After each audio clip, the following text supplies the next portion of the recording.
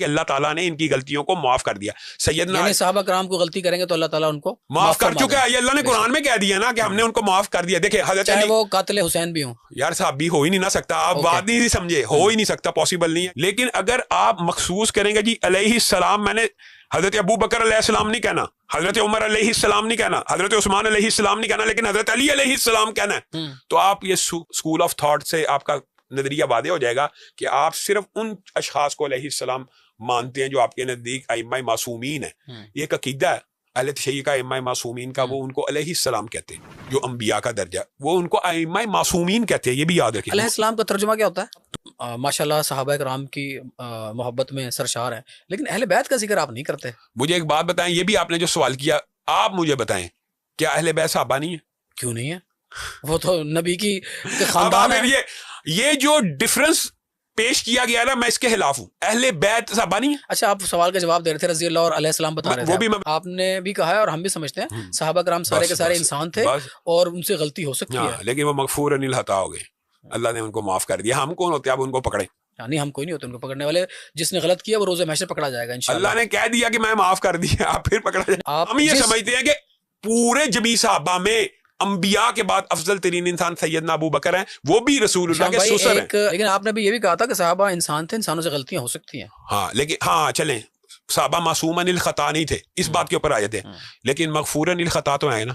معصوماً الخطا اور مغفوراً الخطا میں بتا دیں مجھے نہیں. معصوماً الخطا ہوتا ہے کہ جو غلطی کر ہی نہ سکے, وہ انبیاء کے بارے میں, وہ رسول اللہ صلی اللہ علیہ وسلم کے بارے میں جو غلطی کرنے بھی لگے تو اللہ روک دے, کیونکہ وہی آتی ہے. معصوم اس کو کہتے ہیں. اور مغفور الخطا ہوتا ہے جو غلطی کر بھی لے تو اللہ اس کو معاف فرما دیتے ہیں. مغفور الخطا کہ حضرت علی کو رسول اللہ نے ایک مرتبہ کہا میں تجھے دعا نہ سکھاؤں جس سے تیرے گناہ معاف ہو جائیں, اور پھر کیا کہا, اگرچہ تیرے تو گناہ معاف شدہ ہیں. پھر بدری صحابی کے بارے میں حضرت عمر نے کہا میں اس کو قتل نہ کر دوں, تو رسول اللہ نے کہا تجھے نہیں پتا کہ بدر والوں کے سارے اگلے پچھلے معاف. اس کا مطلب ہے صحابہ معصوماً الخطا نہیں ہے, مغفور الخطا ہیں. اور اب آتے ہیں رضی اللہ اور علیہ السلام. بنیادی طور پہ یہ جو اصطلاحات ہیں نا, رضی اللہ کا کہنے کا مطلب رضی اللہ اس لیے آیا جاتا ہے, یہ اللہ نے کہا ہے کہ اللہ ان سے راضی ہو گیا. اب یہ غلطیاں ان کی اللہ نے چھوٹی کمی کوتاہی بڑی بھی ہیں تو معاف کر دی ہیں, ان کو جنت میں داخل کیا. علیہ السلام کا اللہ تعالیٰ نے جتنی دفعہ ذکر کیا انبیاء کے ساتھ کیا, تو ان کے اوپر اللہ کی طرف سے سلامت ہو. لیکن اس کا یہ مطلب نہیں ہے کہ میں آپ کو السلام علیکم نہیں کہہ سکتا ہوں. وہ ان کو ائمہ معصومین کہتے ہیں, یہ بھی یاد رکھیں. علیہ السلام کا ترجمہ کیا ہوتا ہے؟ تم پہ سلامتی ہو, تم پہ سلامتی, اس پہ سلامتی ہو. ہم مسلمان ایک دوسرے کو کہہ سکتے ہیں, کہنے میں حرج نہیں ہے, یعنی کہنے میں حرج نہیں. لیکن حضرت علی علیہ السلام والے اگر حضرت ابو بکر علیہ السلام بھی تو کبھی کہ فرما دیں حشام بھائی, ہم نماز پڑھتے ہیں نا, ہم کہتے ہیں اللہم صلی علی محمد وعلی آل محمد کما صلیت علی ابراہیم وعلی آل ابراہیم. یعنی ہم حضرت ابراہیم علیہ السلام اور ان کی آل پہ درود بھیجتے ہیں. بے شک, تو ہم رسول اللہ پہ پہلے بھیجتے ہیں. تو نبی پاک صلی اللہ علیہ وسلم اور ان کی آل پہ اگر ہم درود بھیجیں علیہ السلام کہہ دیں تو کیا فرق ہے؟ مجھے ایک بات بتائیں, درود اللہم صلی علی محمد ہے نا, صلی کا کیا مطلب ہوتا ہے؟ اللہ ان کے اوپر رحمتوں کا نزول فرمائے, درود بھیجے. یہ کہنے میں اس طرح اس کا مطلب یہ ہے کہ ہم آپ میں تو اس کا مطلب سمجھتا ہوں اس کا مطلب علیہ السلام ہے. نہیں, وہ سلامتی, وہ السلام علیکم کا مطلب ہوتا ہے. وہ سلام سے بہرحال درود افضل ہوتا ہے, سمجھ رہے ہیں, درود و سلام میں درود کی افضلیت ہے, سلام بہرحال اس سے. اچھا دوسرا ایک اور, میں اگر اپنی بات کروں, میں تو جیسے نماز میں حضرت ابراہیم علیہ السلام اور ان کی آل پہ درود بھیجتا ہوں, اسی طرح میں نبی پاک صلی اللہ علیہ وسلم ہم تو پہلے بھیجتے ہیں, ہم اللہم صلی علی محمد وعلی آل محمد ہم نہیں کہتے, نماز ہی مکمل نہیں. شام بھائی نماز ہی مکمل نہیں, وعلی آل اسکپ کر جاتے ہیں کئی لوگ. کون درود ابراہیمی میں آل کے بغیر؟ مجھے فون کر کے تصحیح کی ایک آدمی نے کہ یار یہ آل ہی نہ کہا کریں آپ. نہیں, یہ نہیں ہو سکتا. میں آپ کو ایک بات بتا رہا ہوں, میں آپ کو ایک بات بتاتا ہوں.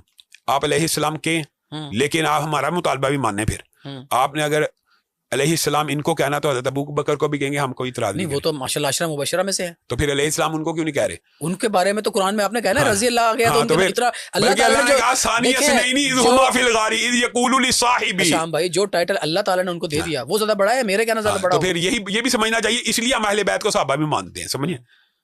تو علیہ السلام کہنے سے کوئی بندہ زیادہ سمجھتا ہے کہ زیادہ فضیلت ہے, یہ بات نہیں ہے.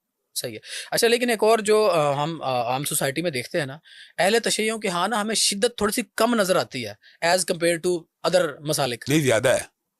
مثلا جو بندہ گالیاں دیتا ہے وہ شدت پسند ہے, جو گالیاں نہیں دیتا وہ شدت پسند ہے. میں گالی نہیں کہہ رہا, جو غصے کا اظہار کرتے ہیں نا ممبر پہ بیٹھ کے, وہ باقی لوگ ذرا زیادہ کرتے ہیں. نہیں میرا خیال ہے آپ کے پاس سوشل میڈیا کے وہ کلپس نہیں پہنچے. سب سے زیادہ پاکستان میں تفرقہ ان ذاکروں نے پھیلایا جو صحابہ کے اوپر تبرہ کرتے ہیں, اور ان کے مذہب اور دین کا ایک حصہ تبرہ کرنا, اور وہ اس کو اپنے دین اور ریفرنسز بڑے مضبوط دیتے ہیں, مسلک کا حصہ سمجھتے ہیں. وہ ان کا مسلک تبرہ ہے, ان کے مسلک کا حصہ. تو اس لیے یہ آپ کیسے کہہ سکتے ہیں وہ سخت نہیں, وہ تو گالی سب و شتم کرنا اپنے مسلک کا حصہ مانتے ہیں. ہاں یہ آپ نے درست کیا, جو ان کے جید علماء ہیں نا ان کا رویہ معتدل ہوتا ہے, لیکن جو ان کے صحابہ کو برا بلا کہنے والے ہیں آپ ان کو دیکھ لیں. سیدنا ابوبکر کو گالی آپ کو نیٹ پہ مل جائے گی, سیدنا عمر کو مل جائے گی, سیدنا عثمان کو مل جائے گی. آپ سیدنا امیر معاویہ کی بات کرتے ہیں, میں کہتا ہوں سیدنا امیر معاویہ ابوبکر جتنے متقی ہو جائیں تو کیا حضرت ابوبکر کو یہ برا بلا نہیں کہتے؟ اچھا حضرت امیر معاویہ رضی اللہ تعالیٰ عنہ کب مسلمان ہوئے تھے؟ یار مجھے ایک بات بتائیں, صحابی رسول ہیں, معین جنتی ہیں. میں ویسے پوچھ رہا ہوں کب مسلمان ہوئے تھے وہ؟ ہاں ان کے بارے میں اختلاف ہے کہ فتح مکہ سے قبل 1 سال ہوئے ہیں, تو اس میں کیا فرق پڑ جائے گا؟ 7 ہجری کے قریب ان کا اسلام ہے, 7 سے 10 ہجری تک قرآن پاک کی کتابت کی. اپنے والد سے پہلے یہ مسلمان ہو گئے تھے؟ ہاں جی, فتح مکہ سے پہلے کتابت کی ہے اور وحی کی کتابت کی ہے. اس نے یہ بھی ایک دفعہ کہہ دیا کہ 3 سال میں وہی, اس کو یہی نہیں پتا 3 سال میں قرآن کتنا نازل ہوا. بہت بڑا حصہ ان 3 سال 7 سے 11 ہجری 11 ہجری میں بہت زیادہ قرآن پاک نازل ہوا. میں آپ کو ایک حدیث پیش کرتا ہوں, آپ کو سمجھ آ جائے گی. ام حرام بنت ملحان کے گھر رسول اللہ سو رہے ہیں اور رسول اللہ صلی اللہ علیہ وسلم مسکراتے ہوئے اٹھے. ام حرام بنت ملحان نے کہا آپ مسکرا کیوں رہے ہیں؟ تو رسول اللہ نے کہا میں نے ایک لشکر دیکھا ہے جو سمندر کے تختوں کے اوپر بیٹھ کے جہاد کر رہا ہے. تو اس میں اللہ کے رسول مسکرانے کی کیا بات ہے, وہ سارا لشکر جنتی ہے. تو سیدہ ام حرام بنت ملحان نے کہا اللہ تعالیٰ کے سامنے دعا کریں کہ میں بھی اس لشکر میں شامل ہو جاؤں. تو رسول اللہ نے کہا تو اسی لشکر میں شہید ہوگی. اب ام حرام بنت ملحان زندہ ہیں اور ان کو صحابہ کیا کہتے تھے؟ شہیدہ بحر, کہ آپ سمندری جہاد میں شہید ہوں گی, اور آپ اس سمندری جہاد میں شہید ہوئی جس کی قیادت سیدنا امیر معاویہ امیر بحر ایڈمرل جس کو کہتے ہیں, یعنی سیدنا امیر معاویہ تو معین جنتی ہیں, معین یعنی رسول اللہ نے نام لے کے تاکہ امت کو اشکال نہ رہے. ان کے دور اور حجاج بن یوسف بڑی فتوحات ہیں. ہاں نہیں فتوحات کو چھوڑیں, ایک بندے کو رسول اللہ معین جنتی کہہ رہے ہیں, شہیدہ بحر ان کے لشکر میں شامل ہوئی ہے, پھر ہمیں کیا اعتراض ہے؟ یہ بتائیں آج موجودہ دور کا ہو یا تاریخ میں کوئی ہو, ایک حاکم شراب پیتا ہو اور اسی حالت میں ممبر پہ بھی آ جائے اور نماز بھی پڑھانا, وہ بڑا بدبخت اور لانتی ہے. لیکن یہ ثابت تو کرے نا شراب پیتا اور ممبر پہ آیا, وہ ملعون ہے اگر کوئی کر. اس دور میں کیا, آج کے دور میں ساری زندگی ایسا ہی ہے. یہ اصل میں راؤ صاحب یہ اختلافات ہیں بنیادی طور پہ کہ ہم یہ سمجھتے ہیں یہ جو صحابہ اصحاب رسول اور فلاں فلاں جگہ پہ کیچڑ اچھالا گیا, یہ جھوٹ اور من گڑت روایات اور استدلال باطل کے ذریعے اڑایا گیا. جب اللہ کے رسول نے ان کو ٹائٹل دے دیا کہ جس, یہ رسول اللہ کی صحیح حدیث ہے, جس نے مجھے دیکھا, جس آنکھ نے, یہ حدیث یاد نہیں رہتی ہے ہمیں, جس آنکھ نے مجھے دیکھا اس آنکھ کے اوپر جہنم کی آگ حرام ہے حالت ایمان میں, اور حالت ایمان میں فوت ہونا شرط ہے. اسی طرح جس نے صحابی رسول کو حالت ایمان میں دیکھا اور حالت ایمان میں فوت ہوا اس کے اوپر بھی جہنم کی آگ حرام. 1400 سال میں کسی اسلامی ریاست کے اوپر یہ الزام نہیں لگا کہ یہ ریاست غریب ہے, کیونکہ اسلامی نظام معیشت کچھ تھا.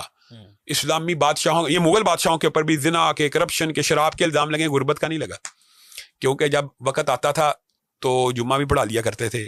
تو میں یہ سمجھتا ہوں کہ اسلامی جو تخت ہوتا ہے نا, تخت رسول بھی یعنی خلافت رسول صلی اللہ علیہ وسلم, ایک ہے ممبر رسول. ممبر رسول کو تو ہم کوشش کرتے ہیں پاک صاف ہو, چور دانی شرابی کھڑا نہ ہو, لیکن جو تخت رسول ہے نا اس کے اوپر چور آ جائے, ڈکیت آ جائے, وڈیرا آ جائے, لٹیرا آ جائے, جگیردار آ جائے, آپ کو بھی نہیں ٹینشن, مجھے بھی نہیں ٹینشن.